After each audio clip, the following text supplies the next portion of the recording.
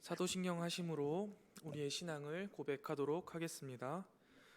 전능하사 천지를 만드신 하나님 아버지를 내가 믿사오며 그 외아들 우리 주 예수 그리스도를 믿사오니 이는 성령으로 잉태하사 동정녀 마리아에게 나시고 본디오 빌라도에게 고난을 받으사 십자가에 못 박혀 죽으시고 장사한 지 사흘 만에 죽은 자 가운데서 다시 살아나시며 하늘에 오르사 전능하신 하나님 우편에 앉아 계시다가 저리로서 산자와 죽은 자를 심판하러 오시리라. 성령을 믿사오며 거룩한 공회와 성도가 서로 교통하는 것과 죄를 사하여 주시는 것과 몸이 다시 사는 것과 영원히 사는 것을 믿사옵나이다. 아멘. 찬송가 325장 예수가 함께 계시니 찬양하겠습니다.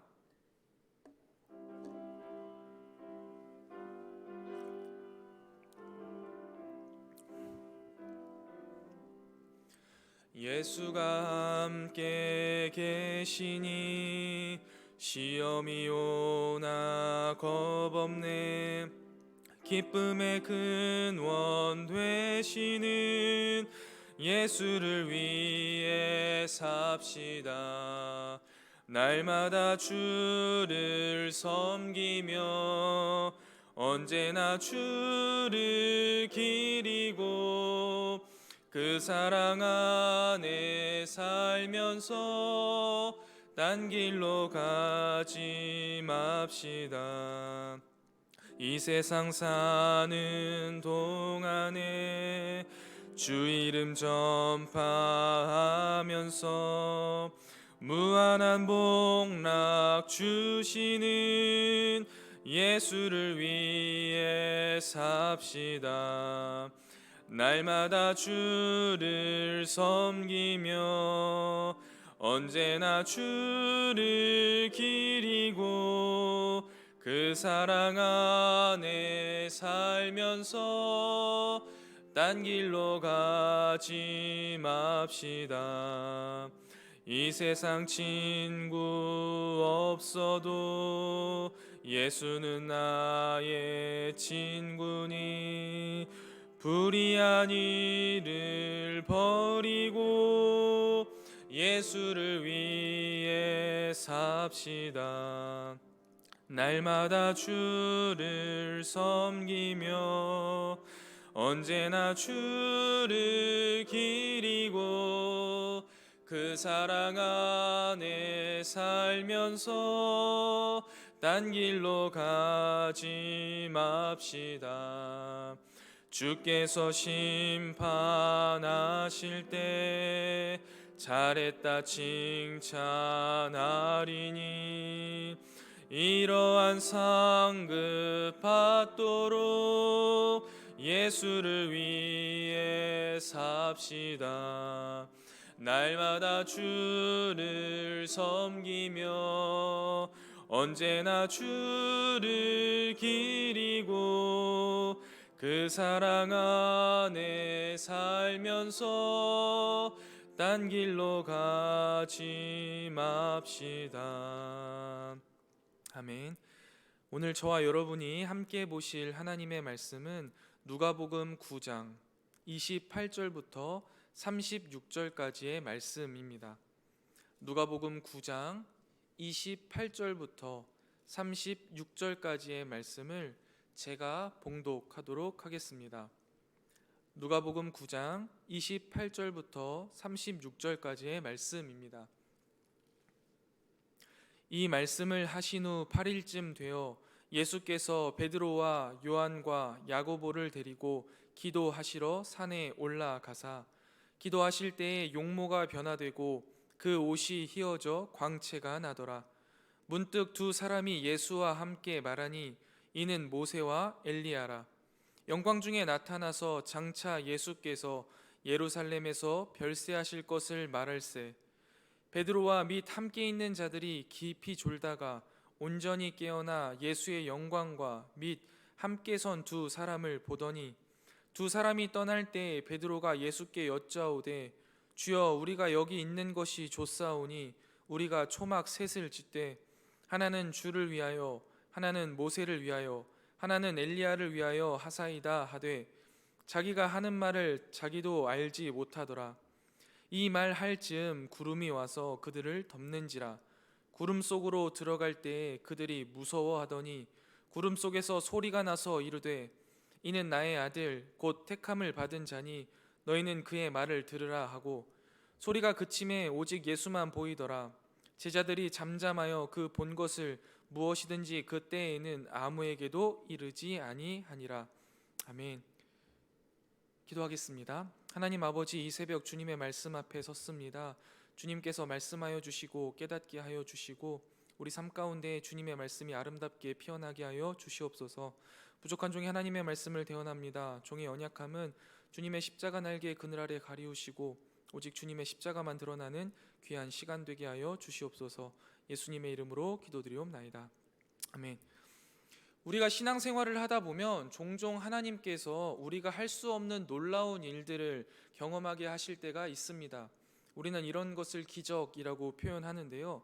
또한 우리가 간절한 기도에 응답하시거나 예배 중에 하나님의 풍성한 임재를 경험할 때도 있습니다. 그런 일들을 경험하고 나면 참 기쁘고 행복합니다. 마치 이런 맛의 신앙생활 하지 하는 생각이 들 때도 있습니다. 아마 오늘 본문에 나오는 베드로가 이런 기분이었을 것 같습니다. 아니요, 어쩌면 그 이상의 황홀함과 행복감에 젖어 있었던 것 같습니다. 그렇다면 이런 기적과 행복들을 경험하게 하신 하나님의 뜻은 무엇일까요? 오늘 말씀을 통해서 한번 알아보도록 하겠습니다. 오늘 본문은 우리가 잘 알고 있는 예수님의 변모 사건입니다. 오늘 본문은요, 압달랑 9장 18절부터 27절과 연결되고 있는데요. 18절부터 27절에서는 그리스도의 길, 그리스도를 따르는 제자의 자세에 대해서 말씀하셨습니다. 또한 마지막 27절에는 제자들 중에 죽기 전에 하나님 나라를 볼 자들도 있다라고 말씀하시고 27절이 마무리가 됩니다. 그리고 오늘 본문 28절에 이 말씀들 후에라는 문구를 사용하여서 두 본문을 연결해 주고 있습니다. 그래서 압달락에서 말씀하신 그리스도의 길이자 제자들이 따라야 할 십자가의 길을 걸어가게 될 제자들에게 미리 하나님의 나라를 맛보게 함으로써 이 길이 영광과 고난이 공존하는 것임을 알려주고 있습니다. 좀 더 자세하게 계속 살펴보면 누가는 의도적으로 예수님께서 중요한 일을 앞두고 늘 기도하셨음을 기록하고 있습니다. 12제자를 택하기 전에도 기도하셨고 예수님께서 십자가의 길을 걸어야 함을 가르쳐 주시기 전에도 기도하셨고 예수님이 십자가를 실제로 지기 전에도 기도하셨습니다. 하나님이자 하나님의 아들이신 예수님은 늘 기도하셨습니다. 아버지께 묻고 그 말씀에 순종하셨습니다. 우리는 이 예수님의 모습을 본받아야만 합니다. 모든 일에 앞서서 하나님께 아뢰고 하나님의 뜻을 구하고 그 뜻에 순종하며 살아가는 삶, 이것이 우리에게 주어진 특권임을 기억하며 오늘 하루도 기도로 시작하는 우리 성문교회 성도님들의 삶에 주님의 놀라우신 은혜가 충만히 임하기를 주의 이름으로 축원드립니다. 계속 말씀을 살펴보면 예수님이 기도하시던 중에 용모가 변화했습니다. 그리고 그의 옷이 휘어져 광채가 났다라고 표현하고 있습니다. 그리고 나서 곧 두 사람이 나타나 예수님과 대화를 하는데 바로 모세와 엘리야입니다. 많은 학자들이 이 모세는 율법을 의미하고 엘리야는 선지자를 대표한다라고 말합니다. 그래서 그들의 존재를 통해 예수님께서 율법과 선지자의 역할을 온전히 성취하신 분으로 보여주고 있다는 것이죠.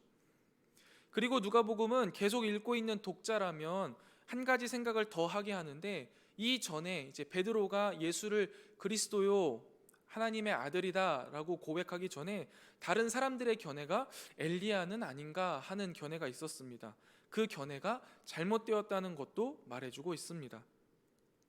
이렇게 두 사람이 등장해서 예수님을 포함한 세 분이 대화를 이어가고 있습니다. 이 대화의 주제는 뭐였냐면 예수님께서 예루살렘에서 별세하시는 것이었습니다. 특별히 오늘 본문에서 별세라고 표현된 단어는요, 엑소돈이라는 단어인데 이것은 출발 혹은 떠남을 의미하는 단어이고, 잘 아시다시피 출애굽을 말하는 엑소도스를 연상시키는 단어입니다. 누가는 의도적으로 이 단어를 사용해서 예수님의 죽음과 부활을 통해 새로운 출애굽, 즉 해방과 자유가 발생할 것을 말하고 있습니다. 구약의 출애굽은 하나님의 백성이 해방됐던 사건입니다. 출애굽을 통하여서 이스라엘이 구원을 경험했듯이 사람들은 그리스도의 죽음과 부활을 통해 구원을 얻게 될 것이다 라는 것을 명시하고 있는 것이죠. 예수님은 하나님의 구원 계획을 성취하기 위해 예루살렘을 향하고 그곳에는 십자가의 죽음이 기다리고 있었습니다. 예수님의 죽음은 죽음으로 끝이 아니라 출애굽의 이스라엘의 구원을 재현하고 나아가 온 인류를 구원하는 사건이었습니다. 그리고 좀 더 살펴보면 31절에서 개역개정에서 한 단어를 빼놓고 해석하고 있는데 그 단어는 플레룬이라는 단어입니다. 이 동사는 성취하다라는 의미가 있는 동사로서 이 동사를 넣고 31절을 직역하게 되면요, 그들이 영광 중에 나타나서 그의 떠남, 아까 말씀드렸던 엑소돈에 관하여 말했다. 그것은 예루살렘에서 곧 성취될 플레룬 될 것이었다라고 할 수 있습니다. 하나님의 계획은요, 예수님의 떠남이었습니다. 예루살렘을 향함, 그리고 죽음이죠. 이것은 예수님께서 예루살렘에서 죽임을 당하는 것으로 성취되는 것이었습니다. 그리고 이것을 통해 해방과 자유가 우리에게 주어진 것입니다. 계속해서 본문을 살펴보면 이와 같이 영광 중에 거하시는 예수님과 모세, 엘리야는 그리스도의 고난에 대해서 계속 대화하고 있었습니다. 그러던 중에 제자들은요, 깊이 졸고 있었다라고 성경이 표현합니다. 그리고 베드로가 깜짝 놀라서 깨었습니다.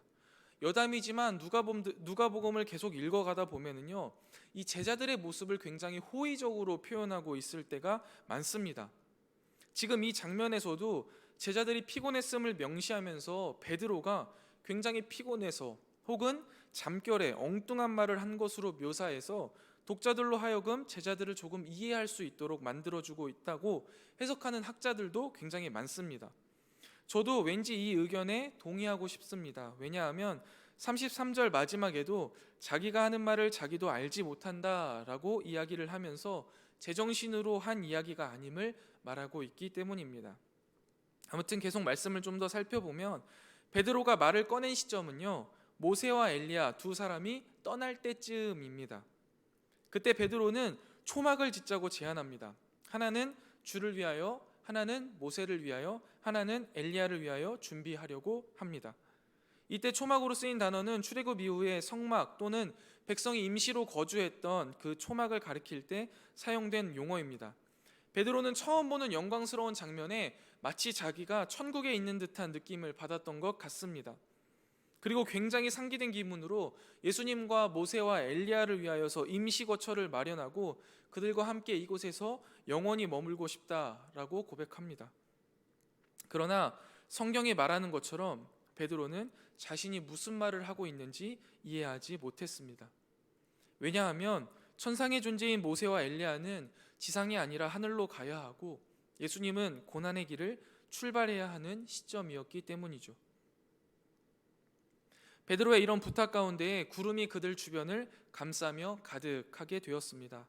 잘 아시다시피 산에 구름이 가득하게 되는 모습은 하나님의 임재를 상징하는 표현입니다.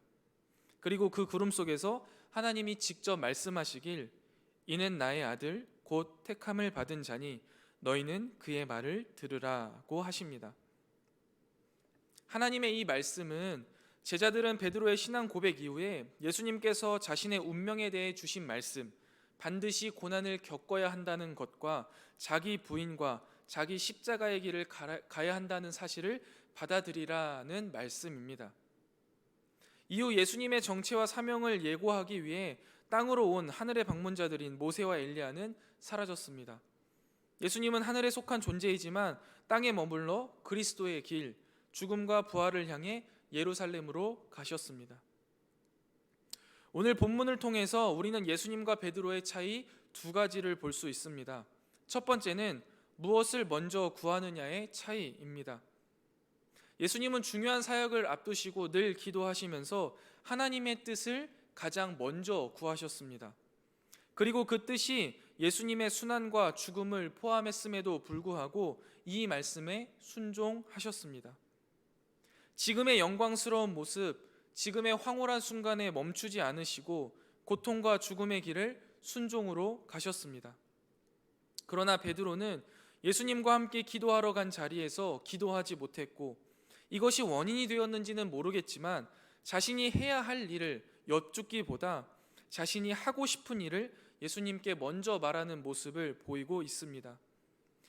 여러분, 과연 우리는 예수님처럼 살아가고 있을까요? 아니면 베드로처럼 살아가고 있을까요? 내 삶에 있어서 늘 기도가 우선순위가 되어야 함을 알고 있지만 기도를 먼저 하는 것은 굉장히 어려운 일인 것 같습니다.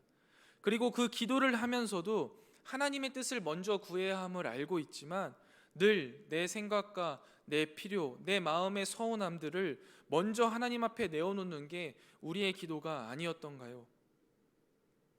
하나님을 설득하는 기도가 아니라 하나님께 순종하는 기도를 해야 합니다.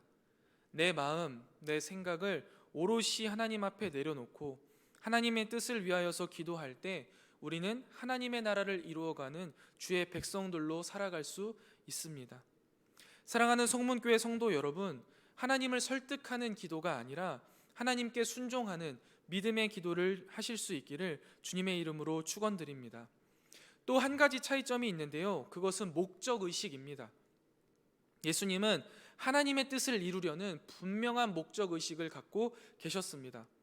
그렇기 때문에 당장의 눈앞에 보이는 이 영광스러운 상황 가운데 머물지 않으셨습니다. 하나님께서 자신에게 맡겨주신 십자가의 길을 묵묵히 걸어 나가실 수 있었던 것입니다. 그러나 베드로는요, 분명한 목적의식이 없었습니다. 지금의 영광스럽고 평온하고 감동적이고 황홀한 이 분위기에 머물고 싶어 했고 심취하고 싶어 했습니다. 지금 이 시대를 살아가고 있는 우리 그리스도인들에게도 하나님이 순종하라 하신 예수님의 가르침은 동일하게 적용됩니다. 예수님의 제자라면 산 아래로 내려가 날마다 십자가를 지고 예수님을 따르는 길을 걸어야 함이 마땅합니다. 맞습니다. 그래서 우리는 치열하게 우리의 인생 가운데 날마다 십자가를 지고 살아갑니다. 그러나 때때로 고난의 그리스도를 따라 사는 삶이 너무나 벅차고 힘이 들어서 생활의 짐이 무겁게 짓누를 때마다 평온하고 감동적인 분위기에 머물고 싶을 때가 종종 있습니다. 그러나 결국 제자는 그 분위기에 머물러서만은 안 됩니다. 제자는 산 아래로 내려가야 합니다. 날마다 십자가를 지고 예수님을 따르는 길을 걸어야 합니다. 오늘 이 기도의 자리에서 하나님이 주시는 힘을 얻고 세상에 나아가 치열한 순종의 길을 걷는 성도님들이 되시기를 주님의 이름으로 축원드립니다. 말씀을 정리하겠습니다. 제자는 스승을 설득하여 스승으로 하여금 자신의 길을 따르게 하는 자가 아닙니다. 스승의 말을 듣고 스승의 뜻을 따르는 자입니다. 자신이 추구하는 영광을 따르는 자가 아니라 주님의 영광에 참여하기 위해 주님의 십자가를 같이 지고 골고다로 올라가는 자입니다. 사랑하는 성문교회 성도 여러분, 우리 함께 주님의 영광에 참여하기 위해 오늘도 우리 자신을 부인하고 십자가를 지고 이 산에서 내려가 골고다로 함께 올라가는 믿음의 삶이 되시기를 주님의 이름으로 축원드립니다. 기도하겠습니다. 하나님 아버지, 오늘도 새날을 허락하여 주시고 이 시간 하루를 살아갈 하나님의 말씀을 읽고 묵상하게 하시니 감사합니다.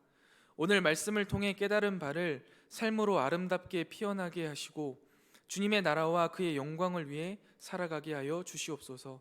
특별히 이 시간 주께 기도할 때 주님을 설득하는 기도가 아니라 하나님께 순종하는 기도를 하게 하여 주시옵소서. 그리하여서 눈앞의 영광이나 황홀함에 멈추지 않고 주님이 원하시는 하나님 나라와 영광을 위해 산을 내려가 치열한 믿음의 삶을 살아내게 하여 주시옵소서.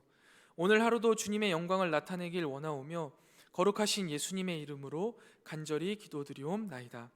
아멘. 하늘에 계신 우리 아버지여, 이름이 거룩히 여김을 받으시오며 나라의 임하옵시며 뜻이 하늘에서 이룬 것 같이 땅에서도 이루어지이다.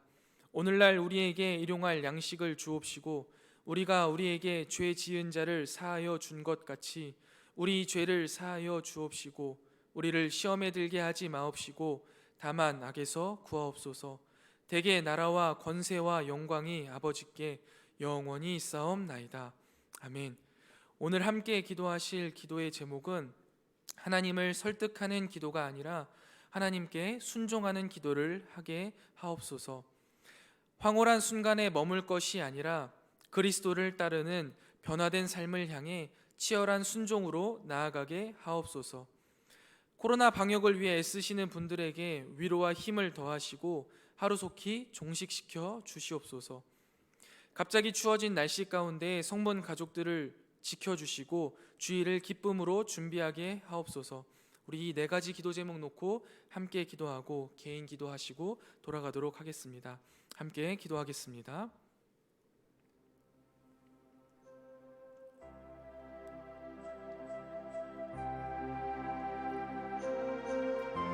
하나님 아버지, 오늘도 주의 말씀을 묵상하고 그 가운데 나에게 하시는 말씀을 깨닫게 하시니 감사합니다. 깨달은 바대로 살아갈 수 있도록 주님의 말씀에 순종으로 반응할 수 있도록 믿음 위에 믿음을 더하여 주시옵소서. 주님을 설득하지 않게 하시고 오직 주님의 말씀을 구하며 그 말씀에 순종할 수 있는 믿음을 위해 이 시간 기도하오니 우리에게 그 믿음을 더하여 주시옵소서.